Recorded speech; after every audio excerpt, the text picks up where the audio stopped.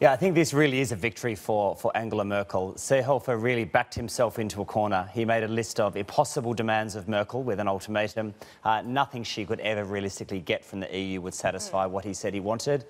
She did something, probably enough, to make herself look reasonable domestically, and then he faced the choice, having his demands not met. Either he resigned or the CSU would have to go out of the coalition. She would have to sack him. So they've gone for the former option, it seems, and it seems to me that probably the CSU is not willing to put the whole party on the line to meet his demands.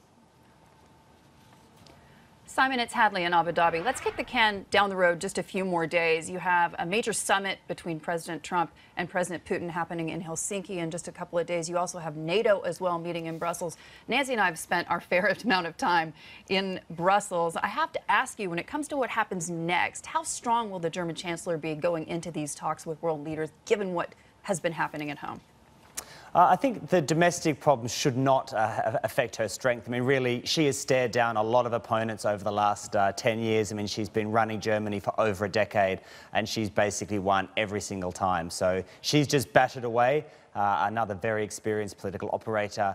Looks like she's come out of victory there. Actually, I think that's going to demonstrate coming into any meetings with somebody like Putin that she is a political force to be reckoned with. It really cements her position as the most powerful politician in Europe.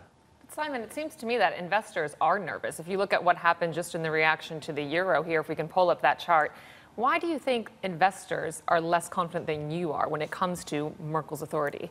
I was suspecting investors are probably more worried about the potential for the US to put auto tariffs on European exports and then the European response from that. Right. And the kind of firming political views throughout Europe that the US actions need a robust political response. That's going to have a much larger economic impact.